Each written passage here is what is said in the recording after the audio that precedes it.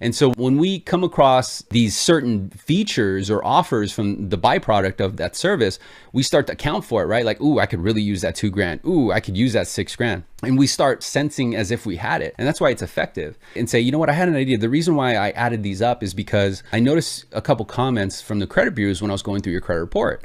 And I noticed that the common comment was that your credit balance or max credit limit are too high. The ratio is too high. And what they're referring to is this Chase card, this Kohl's card, and this Everbank loan that you have.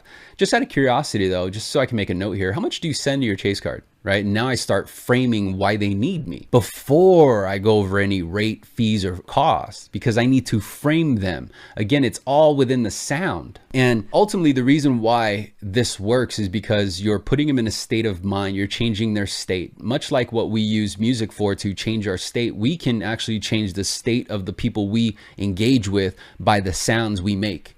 Right? And we're doing it through tonality. We're doing it through the choice of words. We're actually feeding them first. And so when we put them in a state where they have the answer to the common objection of like, oh, how come there's no lender credit? Well, technically the reason why I wanted to run this idea by you is because, you know, there is no lender credit, but check this out. You're getting $6,000 as the byproduct. So if you wanted to justify the investment, technically you're getting $6,000. So ultimately what you're getting is cash flow to wipe out the credit card payments. You're getting cash flow to remove the comments and get your FICO up to a higher level, position yourself so that in 12 months, you'll have 6 months of living expenses in your bank, liquid. Position yourself to where in a year or two from now, I can take your term from the 30 down to a 20. Now I'm shedding 10 years off the life of your loan. 10 years is 120 payments.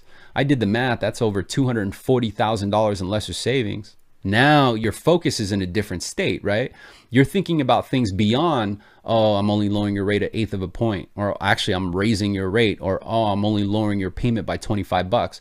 The dynamics of that conversation is putting them in a state where they're just like, oh yeah. Oh yeah. And all you did was start with the end in mind. So if you already knew the objection is going to happen, all you got to do literally is just come up with the solution and open it up with the solution. So you're making noise in a different way. Does that make sense? The reason why that technique of, hey, Jim, this is Dan, I got an idea. I want to run it by you first. The only reason why I use that and the reason why that's so effective is because they're not on guard to absorb the rest of my message.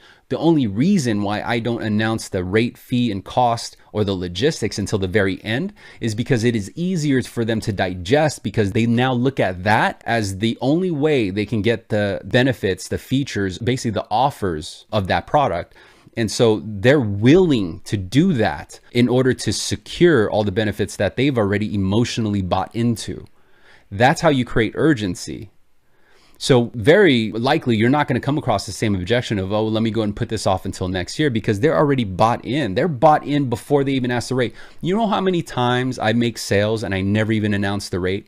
I've literally closed sales and where the person will call back an hour later, sometimes the next day, and be like, hey, you know what, D, you never told me the rate.